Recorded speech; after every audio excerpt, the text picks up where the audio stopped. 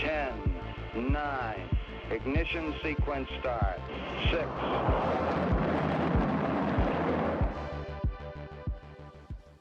Hello, and welcome to Rocket Fuel, a daily update of everything that's happening in the Rocket Pool community. My name is Wack. Today is November 20th, and we're going to start with this post from Langers, but then we're going to kind of go back in time and come back to this time. So let's get started here. So Langers tags Val, Noshua, Jasper, me, and Ken. And he says, on the specific Lido community staking module threat, we need the community's help on how we approach it. Some of you have been starting discussion here, and then there's a link to the thread in Friends, the stuff that we covered, some of the stuff that we covered last week on Thursday. So it says, it does seem clear that we need to move to LEB4s ASAP, probably without mega pools. There are some key questions that I know the community have either addressed or have been thinking about, but we need to cover them off. So it says, what are the protocol safety implications of LEB4s? Ken's work should inform this. What are the MEV stealing implications of LEB4s? Ken has done work on this already.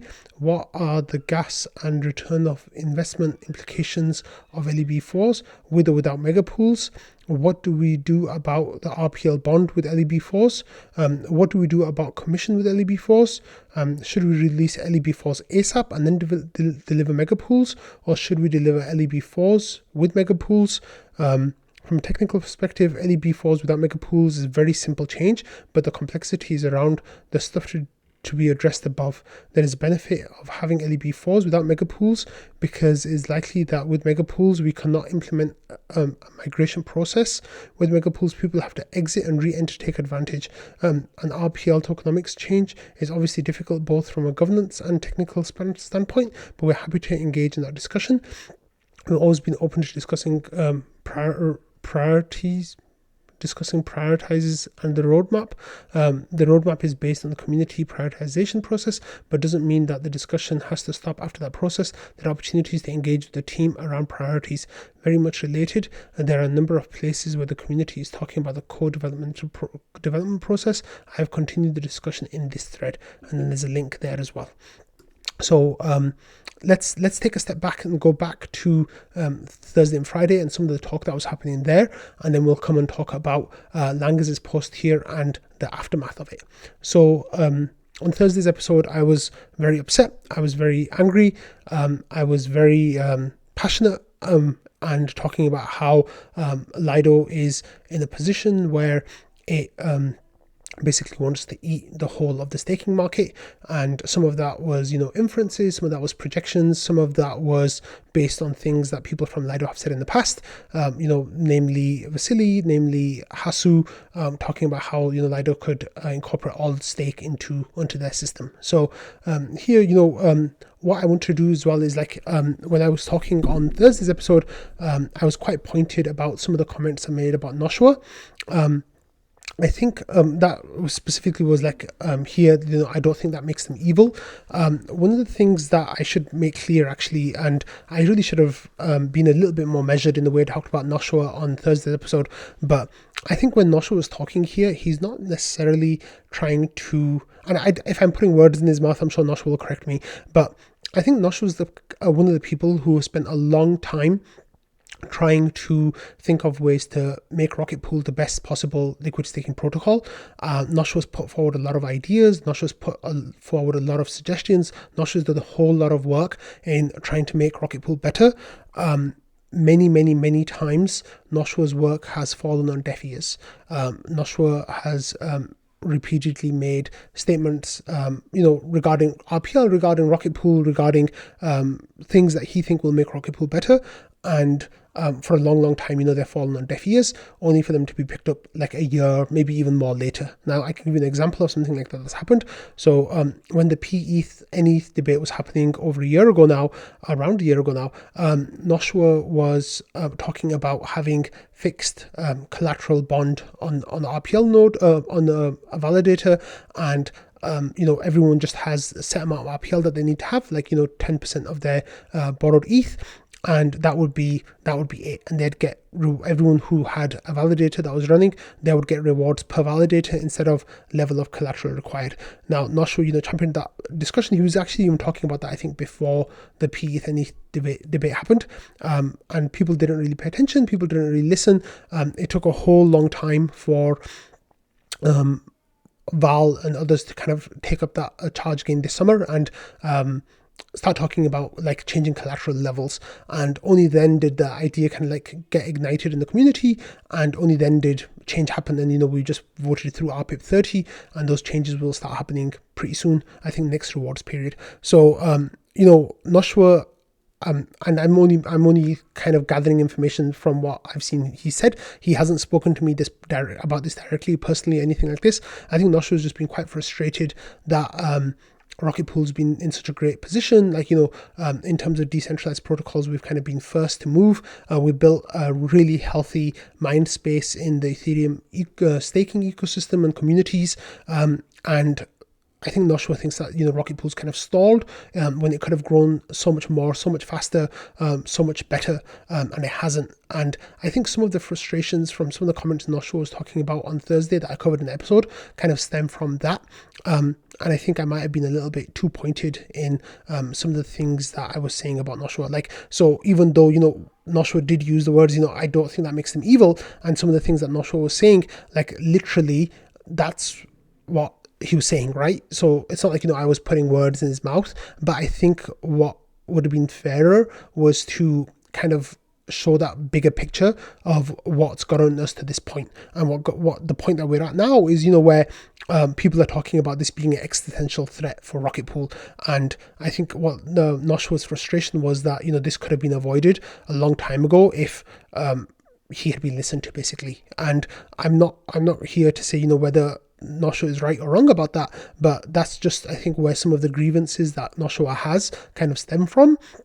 And I think that that's where some of the comments that he made kind of, you have to understand it in context of that bigger picture. And sadly, I didn't do that on Thursday. So that was a shortcoming of mine. I think if I had spent a few more minutes kind of contextualizing things, some of my content wouldn't have been necessarily as pointed about Noshua, if that makes sense.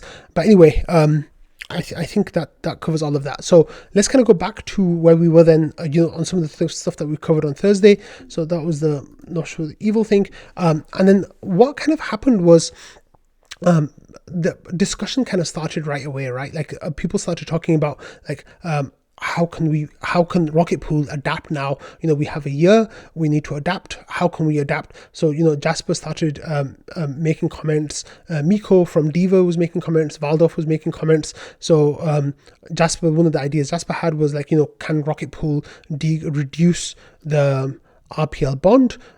If we did that, then we could still offer higher pure ETH APRs. And then to that, Valdorf replied, I hope I didn't lose that. Give me a second. Valdorf replied that there's two things that you need to look at. He says the math is literally the same with two exceptions. They can be overly aggressive because they have the big permission module, or they can have lower commission, especially if they're subsidized. So I think what he's saying is that the Lido have interesting dynamics that they can play here, and that they can go from these two different sides and can kind of outcompete in some ways. And then there was some kind of discussions going on. It says Jasper said, I think it's more likely that if they give the LDO rewards with no bond requirement, if they want to undercut like that. So there's a way that, Lido can kind of come at Rocket Pool with LDO token. And then Noshua says that we could actually do similar thing with the RPL token if we wanted. And Jasper says, again, I'm all for reducing the bond requirement. And then people are trying to, at that point, we were still trying to figure out whether, what kind of fees Lido was going to be offering and stuff, and how it's going to be working. So, Noshua here says that, the STETH has a 10% fee. They're still taking a cut from permissionless node operators. We could match with 7.5% to node operators, 6.5% to protocol, while staying at 14%. If they give more than 10% to permissionless node operators, while STETH stays at 10%, that will be a subsidy from the permissioned set to the permissionless set. So we still don't know how those numbers are going to play out for Lido through this.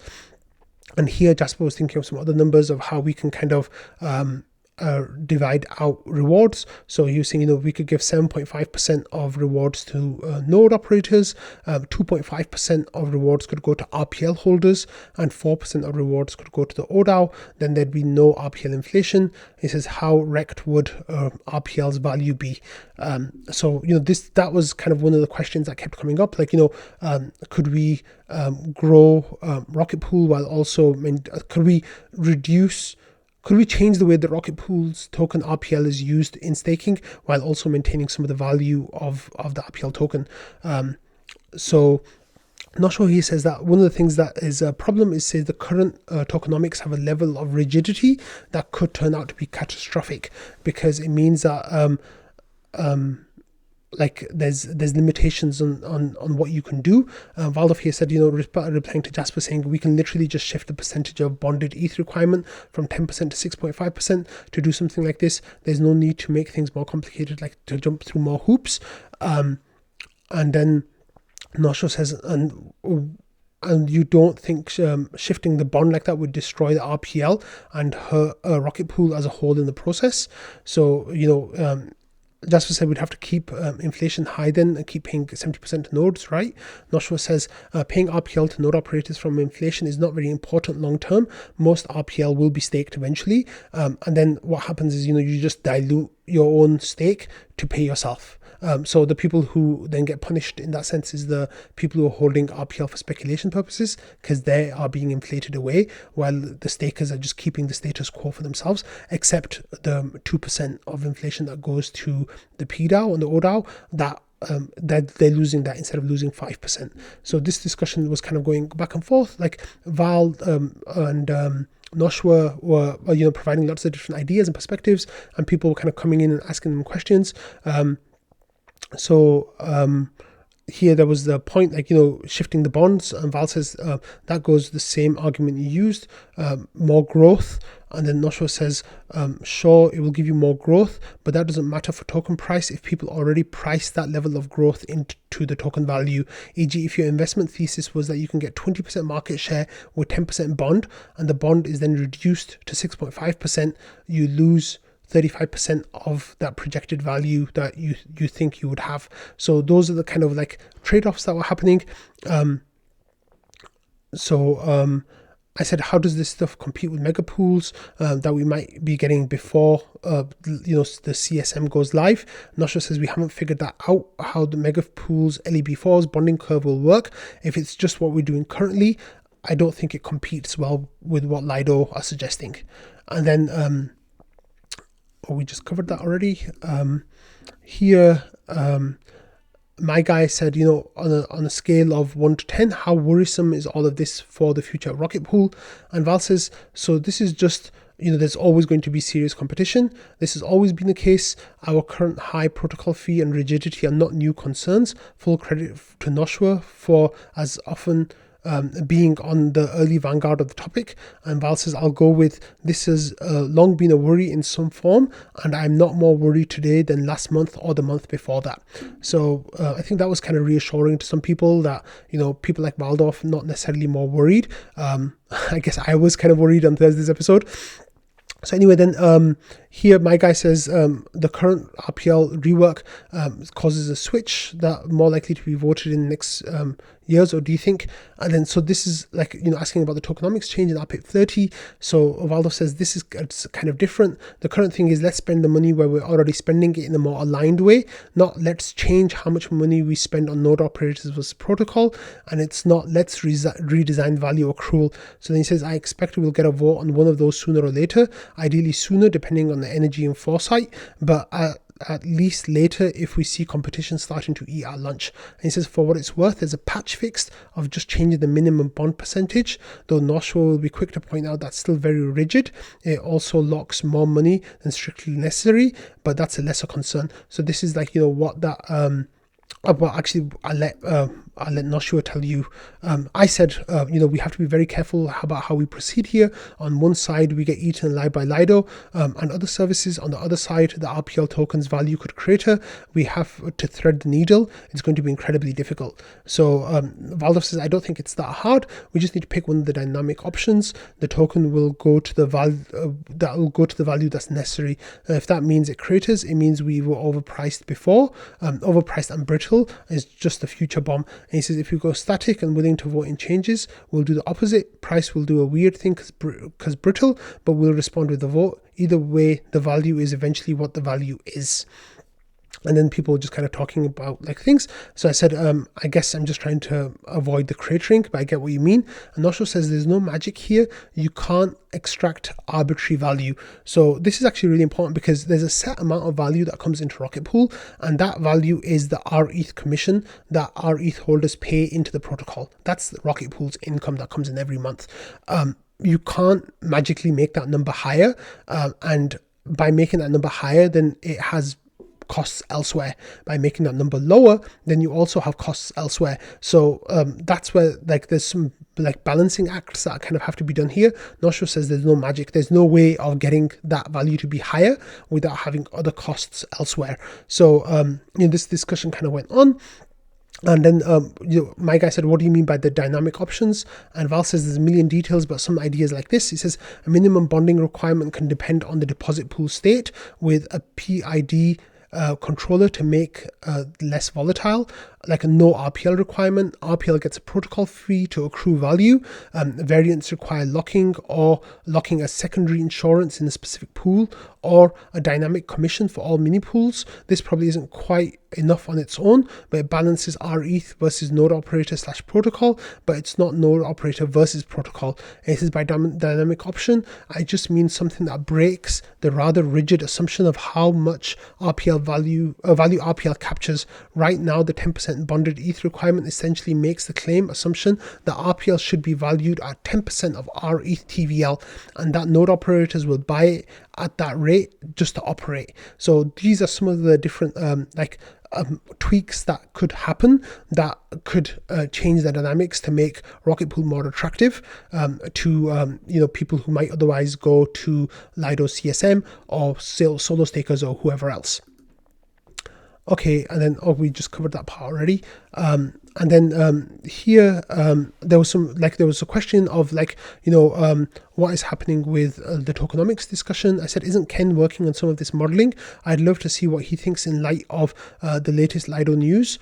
And Valdov says Ken isn't working on this. They were working on the bonding curve for megapools. So he says, Ken and one of Jasper's friends, we're going to look at the bonding curve for megapools. My take is we already know all we need. And the question is values question, not a technical one. But the question of value capture writ large is a totally different one.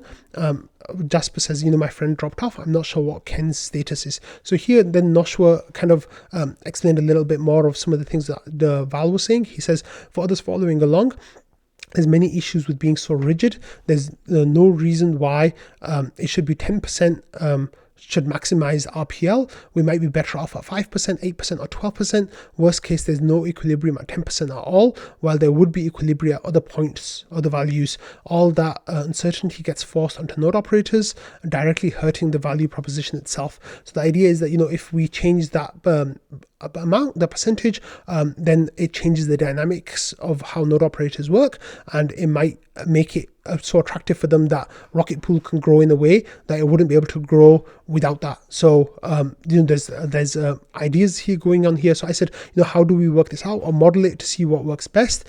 And he says, you mean find a rigid value that works best? I don't think we can do that, which is why I believe we need to get away from the rigid model. I said, let me try to explain. What I mean is when Rocket Pool launched, the commission was set to dynamic and then started being gamed. Like the shortcoming was discovered later where people were waiting for 20% commission. He said, what kind of work will need to go into coming up with a new dynamic system that these gameable aspects are limited? I said, does that make sense? And then Noshua here tagged to universal variable commission. So this is a whole nother thread where the discussion was going on. Valdov said that wasn't dynamic, it was dynamic static starting point. So the 5% starting point, that was a limit, and there was limits, I guess, on the 20% as well. it says you need people thinking about it a lot. So this was now going to this universal variable commission thread. Here there was like discussions that were taking place from October, and Albert, which is a Ramana, saying, what do we need to make progress?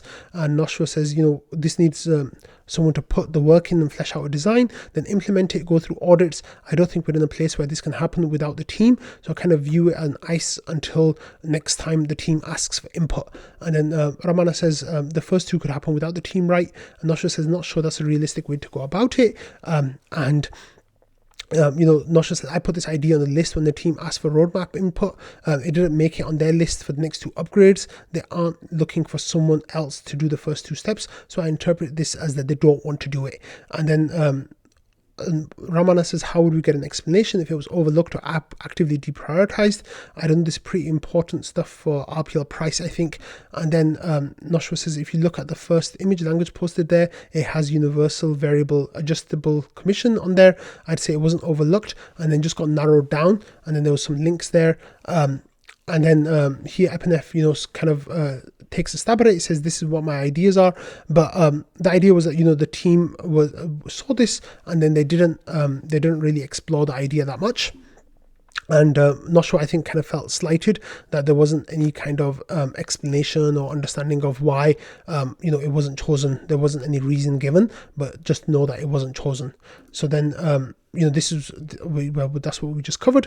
And then, here you go, like I said, we need the team to get involved. Here, Valdov said that we need more. I said, we're begging for it. We really need more.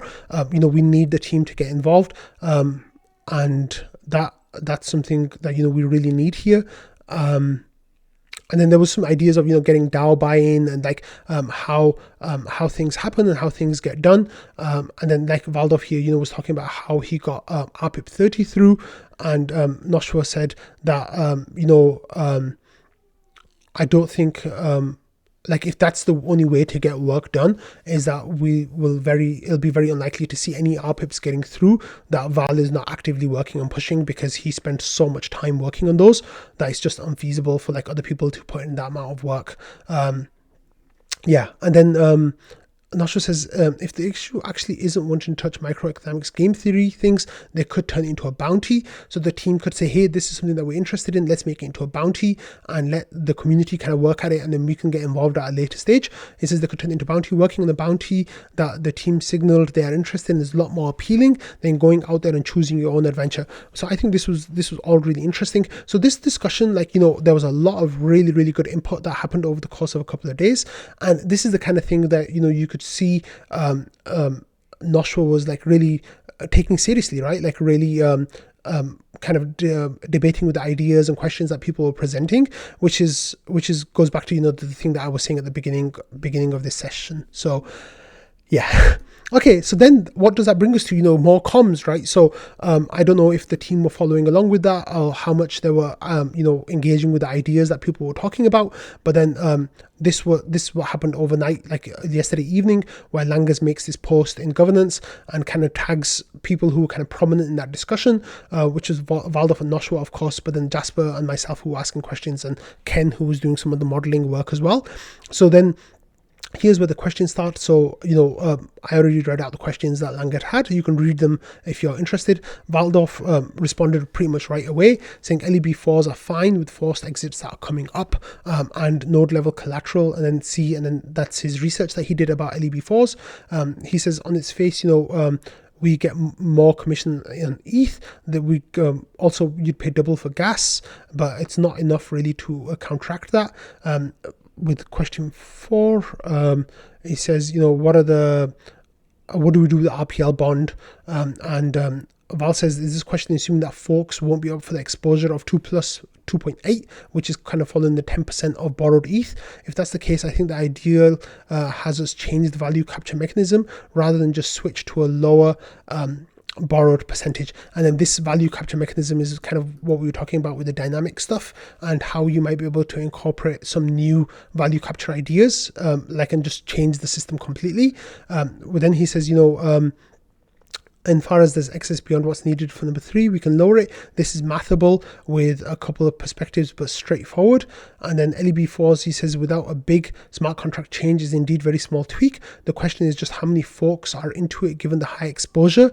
If we think this would move the needle, I agree it makes sense to release this. Essentially just adding 4 to the allowed size and potentially settings change if desired. Minimum bond and commission. I really have no mental model for how many people would migrate. I would migrate definitely.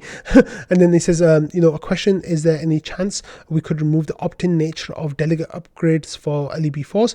I'm thinking about the desire to turn forced exits on, which was probably untenable if it's opt-in. And then here there's a bit from Val's write-up about how many people will steal MEV if at different bond levels if there's no forced exits. So he says, at LEB8s, about 0.5% of node operators could be stealing. That would go to 1.4% at LEB4s without forced exits, and 0.8% with forced exits. He says no forced exits could be a real hit here for LEB4s, sorry. So non-fungible Yoakum, he had a really good point. He says, how hard would it be to dust off the plans to use POP-hashes, encrypted pre-signed exits? So this would be like kind of a stopgap before getting forced exits, which would be that when people are migrating, they would sign an exit transaction from their node saying that, we want to exit our validator. Then that would be stored in an encrypted way, and if the protocol wanted to boot a person, they could boot the person. So Valdov says, the difficulty, I don't know. In terms of utility, it should match. It doesn't need the delegate upgradability thing. So then there were kind of discussions going back and forth. However, Valdov says, taking a step back, if we want to compete directly with Lido CSM, then I don't think LEB4s as it is does it. So this idea that LEB4s would work in a certain way, it would give a value to node operators in a certain way. However, it still doesn't go the whole way of competing with Lido CSM in 4 ETH plus 2.8 ETH worth of RPL kind of model. And then non-fungible Yoakum says the ETH only bond is the bigger item. So that is where kind of Lido get that biggest impact, right? With that, with only having the 4 ST-ETH as their bond, they don't have any exposure to RPL token. They don't have any, they can work the fees in a way that's different from what Rocket Pool can do currently. So then Valve says, as is the commission, right now our excess commission after accounting for capital inefficiency due to RPL bond is just 4%. In other words, if RPL rewards and RPL price result in net performance flat against ETH, it behaves like a 4% commission. With only the ETH bond, they're getting 7.5%. So this is the key point here, that you'd be getting nearly half the amount with RPL than you would with just having ETH only through Lido at 7.5%. So it goes from 4% to 7.5%, although I think the bond is ST-ETH, so they pay a little bit commission, so it's closer to 6%, so it's like 50% higher. So he says to match 7.5%, we'd need to reduce the minimum bond to 6.5% instead of 10%, or change the value capture mechanism. So this is where the interesting information comes from. It says basically you would need to change that amount. So that's where the comparison becomes possible, that Rocket Pool, even with the RPL, would outperform the Lido CSM. So Noshua says, I mostly agree with what Val said. I'm just going to add a few thoughts. If we are going to node level collateral, we should look at non-linear bonding curve. No reason why collateral has to scale linearly with a number of mini pools. He says if we're looking at commission, we might want to look at making it dynamic. You don't lock in one value for the rest of the life of your mini pool. Instead, it can change over time based on balance between rETH and node operators. So this is the thing that Val actually was explaining that I didn't do a good job of explaining earlier, was the way that you come in before, we locked at 14%, you could come in between 5 and 20%, and then that would be the rate that your validator got for the rest of its life. However, what Noshua here is saying that is the commission that we pay out to node operators would fluctuate depending on where we stood in the balance between needing rETH or needing more node operators. So if we needed more node operators, we could increase the price. If we needed more validators, we could increase the commission overall for everyone. And if we needed more rETH, then we could reduce the commission overall. So it would never be a fixed number. So Kane here says, that makes sense to me. And Epinef says the GMC is ready to get to work in terms of, paying out bounties and rewards for people who are going to be modeling this stuff. And then I got excited that, we're making progress, because one of the things was, I really want the team to be engaging with this, to be involved in this, to be partners in this. And because that's how it adds a level of legitimacy, right? Like, I know the team are trying to downgrade their involvement, and that's perfectly rightly so. However, the fact of the matter is that people still value their opinions and their feedback a lot, and the things that they want to prioritize and drive get a lot of community buy-in from that. And it's really important that they're engaging with these ideas now, which is something that I was really happy about. So then I said my initial thought is that we should do 4 plus 2.8 now, which will get some people converting, at least thousands of validators, and then the commission as it stands could go down to 12%, and then what we need, this would be like a short-term thing, and then what would happen is we need a long-term, the work on the longer term to start happening. And Val said, this is this point, he made it really well. He says we need to decide if we're competing with LEB8s or if we're competing with Lido's community staking module as expected. So this is the key point right now. Is Rocket Pool now competing against what Rocket Pool is right now, trying to make it better, or is Rocket Pool competing against what Lido will be in 1 year's time? And that, I think, is the really key place that we need to be working towards, is that we need to be as good and as strong as possible by the time the CSM is launching. So either we compete at par with CSM, or we have a product that's even better. So if possible, to be a product that's better. So I guess the point that I was trying to make here was that, we could improve Rocket Pool now compared to LEB8s, but also, now that we have this mind share from the team, from the community, like, we could utilize that and really try to build on that and work towards, big tokenomics overhaul potentially going into Saturn. Or whatever the upgrade might end up being called about 1 year from now. So here, look, Nosho said, if we're looking at Q3 2024, I'm pretty certain that the technical requirements, EIP 4788 for mega pools will be there. Yeah. And then there was some questions. I said, I think this is a first step with mega pools coming next year that will have new tokenomics overall. I'll back here tomorrow to talk. Yeah, that's besides the point. So Langes then came back and he says, so for protocol safety, including MEV stealing, we need forced exits and node level collateral, possible solution mega pools. Some insights we had while in Istanbul was that forced exits are very likely to be in release soon, TM, whether that's the next one, which is Cancun, or the one after that.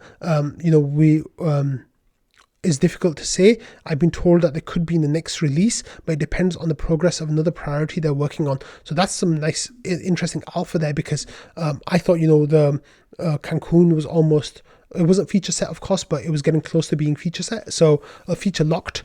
So he says, either way, I don't think it should stop us from designing building in the meantime. He says, I also agree that LEB4s as they are do not compete with Lido's CSM. My main apprehension is that we currently do not have a migration process for current node operators to migrate to node level collateral. So the idea here, Langes is saying, is that, like, if a bunch of people convert to LEB4s right now, then when it comes to mega pools, there's no way to move those LEB4s into mega pools. So what would happen is they'd have to wind down those validators and then bring online new validators as mega pools, and that would be gas inefficient, and it caused churn on the beacon chain, and those issues are to be considered. So then back to Langes, he says, so it's hard to take advantage of our current capacity to expand, but I think LEB4s for a year potentially, or like 9 or 10 months, would more than pay back the gas potentially.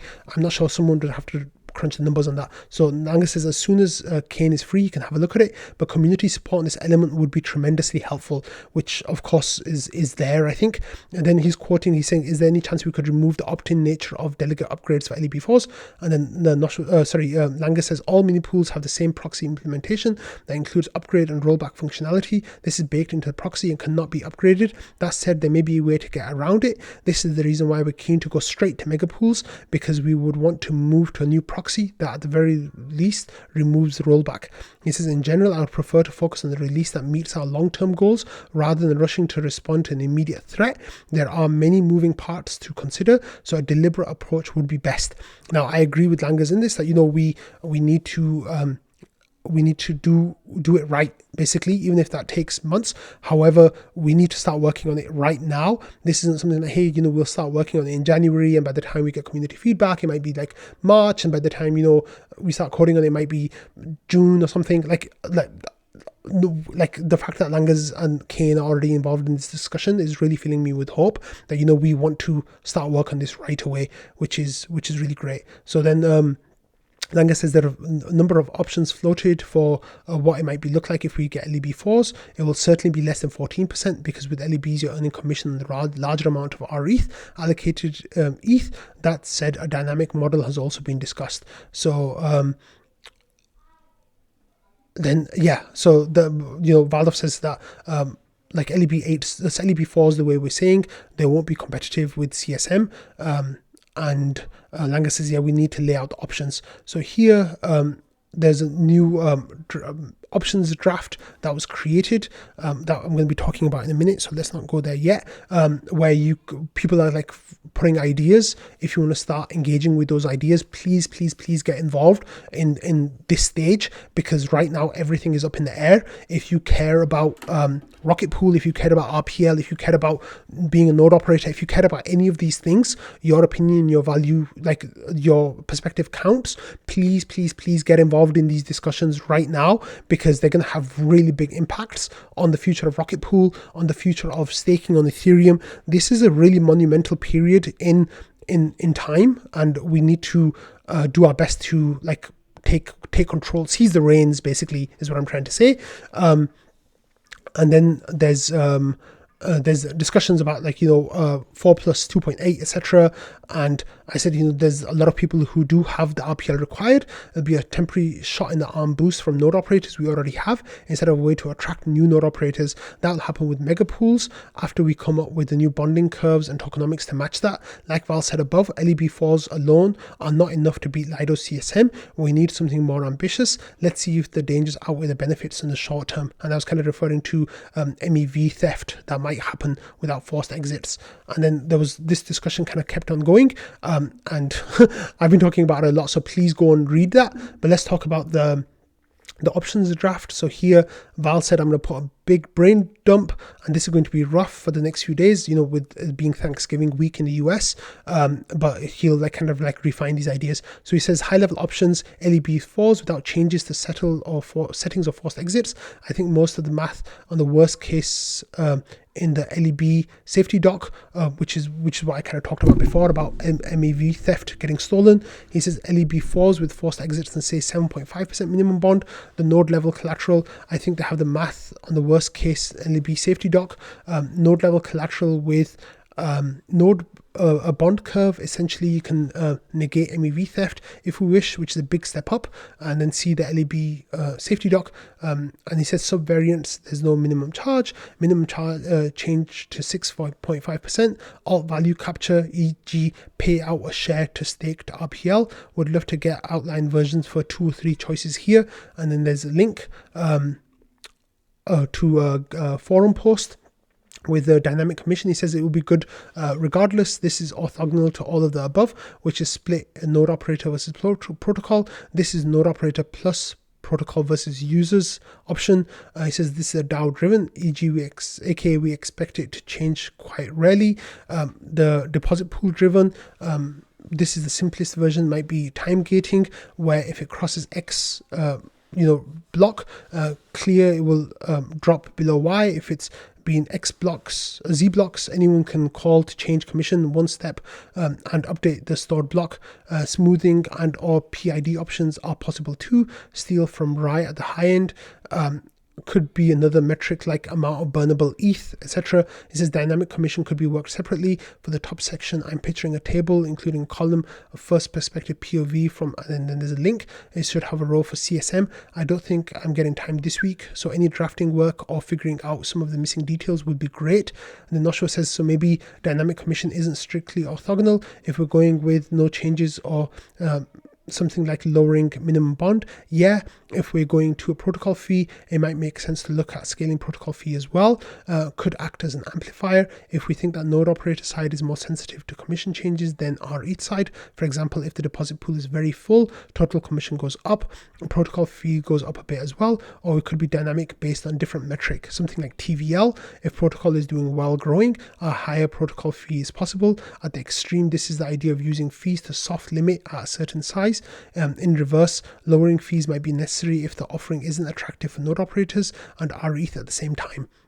And it says for smoothing deposit pool driven, I'm envisaging something like a time weighted average fullness in line with Uniswap's TWAP feature.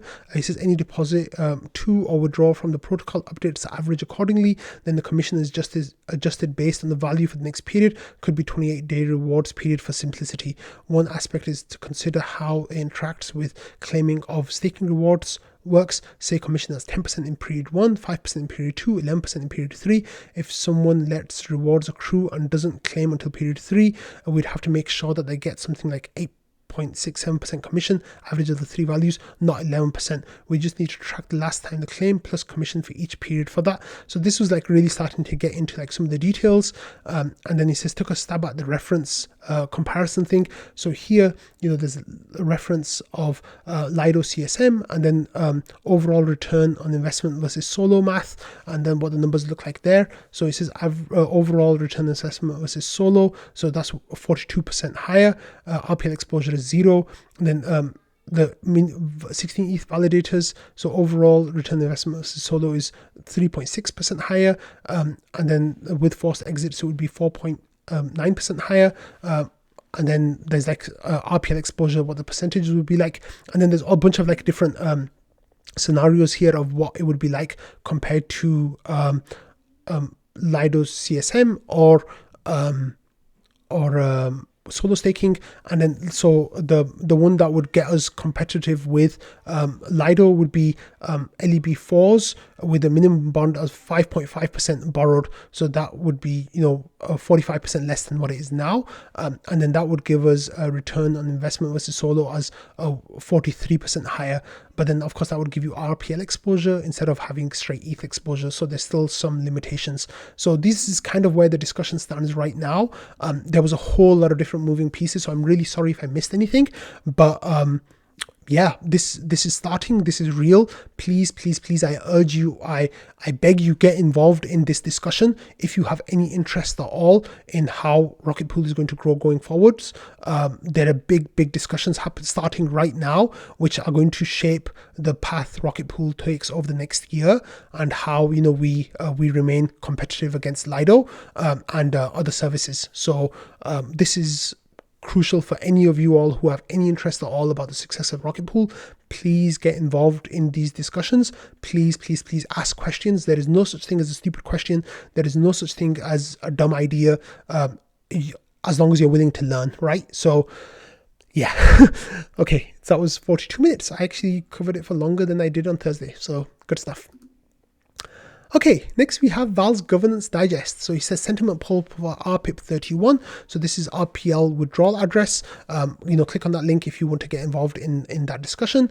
This is stuff that's going into Saturn, so please get involved in this stuff. Sentiment poll for RPIP32. This is stake on behalf of a node. Sentiment poll for RPIP32. This is the implementation of on-chain PDAO. And sentiment poll for RPIP35. Time-based balance and RPL price submissions. So it says 4 sentiment polls are live. RPIP35 has been up a week. The others all just went up recently. Remember, sentiment polls are up for at least a week before voting. I'd like to point out that the meta discussion about governance in RPIP35 forum post is worth a read, and I encourage people to chime into. So this is Val's giving a governance update with everything that's going on. Thank you, Val, for that. Next, we have Vaka with the Treasury report. He says, if you need an intro, how it works. And he says, for the next reward period, the PDAO budget will be increased from 23% to 24.1% of inflation following the budget allocation schedule. This period saw a payment of 4,602 RPL and 2,727 RPL for the IMC and GMC respectively. The reserve fund received 9,700 RPL in this period. Balance is now 81,000 RPL. It says this week saw the closing of the vote to fix RPIP 10, which stipulates that then there'll be different amounts going out, and also the inflation changes. So you can read those details and find out what Vaka is sharing. Thank you for that Treasury report, Vaka. Okay, next I want to talk about the Rocket Pool website, the RP website. So we've been hearing for a long time that the website's going to be updated. The process is undergoing. So someone went through all the bi-weekly updates and basically found that from February 28th, people have been saying the progress is being made on the website, update refresh, work is continuing, bigger website. Like, these are all different updates and the bi-weekly updates, all the way from February 28th all the way through to now. And then the most recent one I think was here October 24th, other ongoing R&D topics. And we kind of heard from spaces and stuff that the website should be live during DevConnect in Istanbul. Well, DevConnect in Istanbul has finished and the website still isn't live. So Marceau kind of had a dig towards the team, sadly, saying there's only one team in crypto that could take 9 months to rebrand a landing page. I think that was kind of pointed, but also kind of fair in a sense. People have been waiting for this for a really long time, and we've been hearing for a while that we're close, and the deadline keeps getting moved further and further out. So hopefully one of these times we will actually be close. Hopefully we'll get the website very soon, but I don't know where it is. Okay, so Ken had an update from the last couple of days of his time in Istanbul, saying, a long day for me in Istanbul. I spent most of it at Lido Connect, which is a very good conference focused on a number of the important topics emerging from the staking ETH ecosystem. Lots for me to share when I get back home. One of the best presentations of DevConnect conference was this panel. I highly recommend that people that are interested watch the discussion between Justin and Konstantin, and then there's a link with his timestamp. This is by also the one by Vasily just before was very good as well. You can view some other presentations about the CSM and DVT modules under development by Lido, and then there's a link there if you are interested in those materials. Thank you, Ken. Okay, again from Istanbul, we had Nixo here, who was speaking at the censorship.wtf conference, and she gave a shout out to Rocket Pool. This was about solo stakers and how they can it says, are solo stakers valuable for censorship resistance? And overall validator set, Prism and Lighthouse on the consensus side are above the 33% threshold. And then with Rocket Pool, you see that there's a much better distribution of clients. And Nixo was, kind of shouting out Rocket Pool for having really good client diversity on the platform. So that was really great. Thanks, Nixo.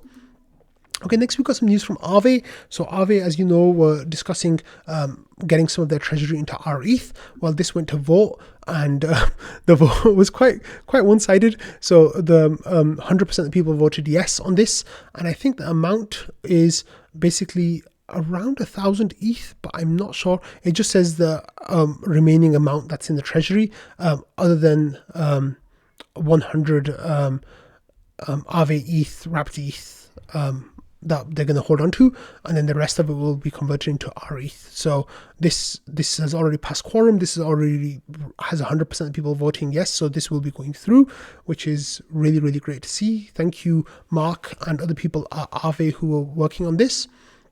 Again, we have another update from Mark here, saying that the wrapped ETH interest rate strategy parameters are now updated to increase Aave version 3 efficiency, with E mode allowing up to 10 times leverage for LST and wrapped ETH loops, and $4.1 billion of liquidity. Aave version 3 is now the most efficient and liquid venue on earth to increase your ETH staking revenue. Have fun. So what's happened here is that they've changed the way that people pay interest on their wrapped ETH when they're using it for looping.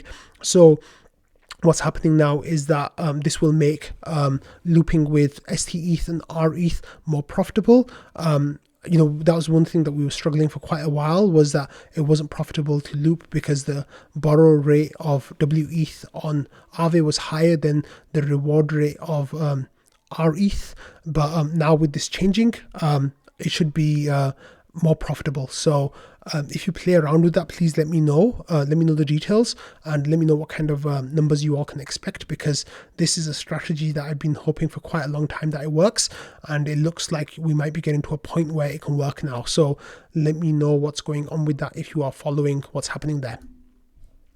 Okay, next we have this post again from 0x7D54, who you might remember from a few weeks ago, who paid 1 ETH out of their pocket to have rETH listed as an option on the yETH basket. MEV-ETH won out on that because they put a $50,000 bribe to the yETH protocol, and people were like, yeah, that makes sense to us, let's vote for it.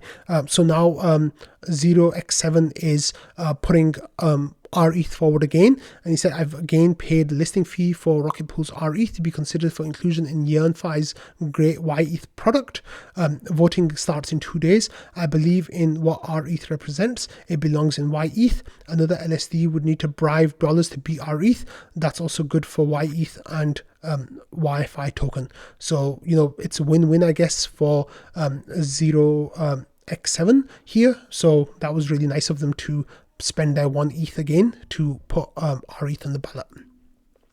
Okay, next we have this article by The Defiant here from November 17th saying trade volume for Rocket Pool's rETH outpaces STETH by 430%. So, on the surface of it, this looks amazing. STETH is a 10 times bigger product than rETH. Why is rETH, increasing in volume so much? Is this some amazing DeFi stuff that's happening? Are people starting to use rETH more than STETH? You can read the article here from The Defiant, and then if you go to the Rocket Pool, if you go to trading, Iska had a really nice comment here saying, we've looked into on-chain and it appears that the spike in rETH volume for the past few weeks is linked to the launch of Prisma, said Lucas Otomoro, which is a quote from the article, and it says on-chain data, aka asked in the Rocket Pool Discord. So yeah, we've been talking about this in Discord a lot, that there was a lot of demand coming in for rETH because of the Prisma launch. People were trying to farm their token, and yeah, we already knew this was happening, but it's nice that people are noticing what's going on as well, I guess. Okay, next we've got some exciting news coming out of EthDenver 2024. So here emails have started going out saying, hello Buffycorn, we're all set and ready to dive into some serious building. Are you? Applicants for the 2024 event officially open today, directly following our X, aka Twitter, formerly known as the Twitter Space session. To be the first to access the URL, be sure to join us on Ethereum Denver's X Space at 1 p.m. Mountain Standard Time, that's Denver time, which is actually happening right now. So oops.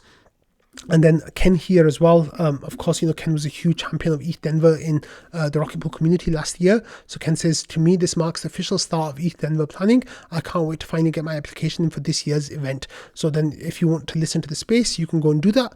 And I'm sure that the links will be out there now for people who want to start registering for EthDenver. So that's really exciting. And I'm going to end today's episode on that note, a casual 52-minute episode as you do.